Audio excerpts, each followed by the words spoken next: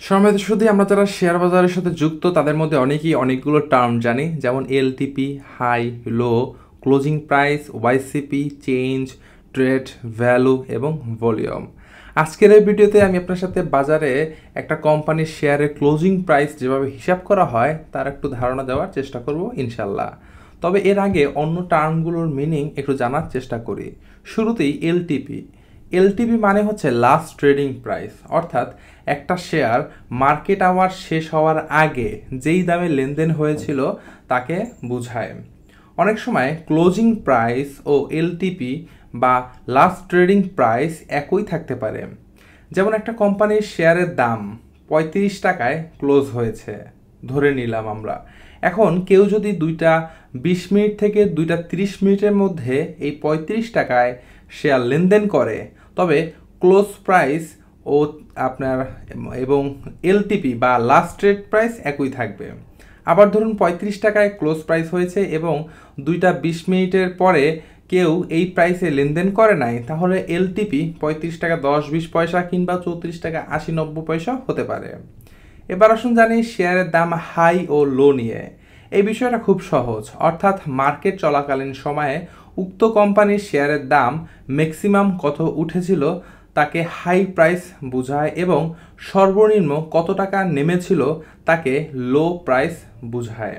আবার অন্যদিকে ওয়াইসিপি বলতে ইয়েস্টারডে ক্লোজিং প্রাইস বা ইয়েস্টারডে বা গত দিনের ক্লোজিং প্রাইসকে বোঝানো হয়ে থাকে। চেঞ্জ বলতে গত দিনের সাথে আজকের ক্লোজিং প্রাইসের পার্থক্যকে বোঝায়। ট্রেড বলতে কতবার শেয়ার লেনদেন হয়েছে তাকে বোঝানো হয়। আবার ভ্যালু বলতে মোট কত টাকার শেয়ার লেনদেন হয়েছে তাকে বোঝায়। এবং সবশেষ ভলিউম বলতে মোট কতগুলো শেয়ার বা নাম্বার অফ শেয়ারস হাত বদল হয়েছে তাকে বোঝানো হয়ে থাকে। আসলে এবার ক্লোজিং প্রাইস নিয়ে ধারণা নেওয়ার চেষ্টা করি।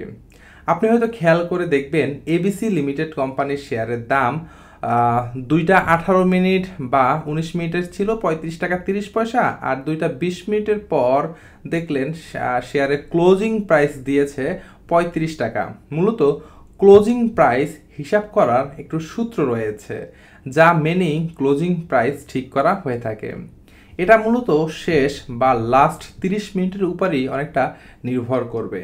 ক্লোজ প্রাইজের ফর্মুলা অনেকটা এইরকম যে লাস্ট 30 মিনিটে শেষ 30 মিনিটে মোট যত টাকার শেয়ার লেনদেন হয়েছে তাকে সেই লাস্ট 30 মিনিটের ভলিউম দিয়ে ভাগ করলে যা পাওয়া যায় সেটাই হচ্ছে ক্লোজিং প্রাইস।